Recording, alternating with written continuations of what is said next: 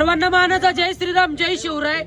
तर सर्वात महत्वाचा विषय की राहुल काय तो सोलापूरकर तो एक मुळातच तो औरंग्याची औलाद आहे आणि 350 वर्षापूर्वी त्याच्या घरी 100% औरंग्या आला होता आणि त्याचमुळे त्याने असं वक्तव्य केलेलं आहे अखंड हिंदुस्थानाचं आराध्य दैवत छत्रपती शिवाजी महाराज आणि आमचे धर्मवीर शंभूराजे ज्यांनी नरक यातना सहन केली, धर्म कधी सोडला नाही आणि त्यांच्याबद्दल हे असे वक्तव्य यांनी केलेले आहे। आणि सगळ्यात मोठं दुर्दैव या महाराष्ट्राचं आहे की असले वक्तव्य करणारे पिलावड घरात बसून आरामात आहे आणि आमचे पोलीस बांधव हे इथं असे कष्टाने इथं उभे आहे। सर्वात महत्वाचा विषय हाच आहे की यांनी जर एवढं प्रोटेक्शन दिलंय तर आज यांनी बोलले उद्या दुसरं बोलणार आहे, तिसरा वापस उठणार आहे।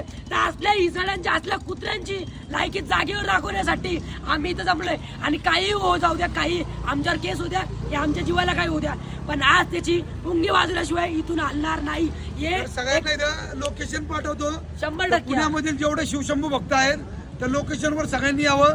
ह्या नालायकमुळे सोलापूरमुळे पोलीस प्रशासनाला सुद्धा त्रास होतोय आणि आपल्या तमाम शिवशंभू भक्तांना पण त्रास होतोय। त्याच्यावर आपण कायदेशीर कारवाई करायची, त्याच्या तोंडाला काळ फासायचं, चपलेचा हार घालून गाडवा बसून त्याची मिरवणूक काढायची। आपल्याला घर दाखवा, त्याचं घर दाखवा, हे इथंच त्याचा घर वरती जातो तो।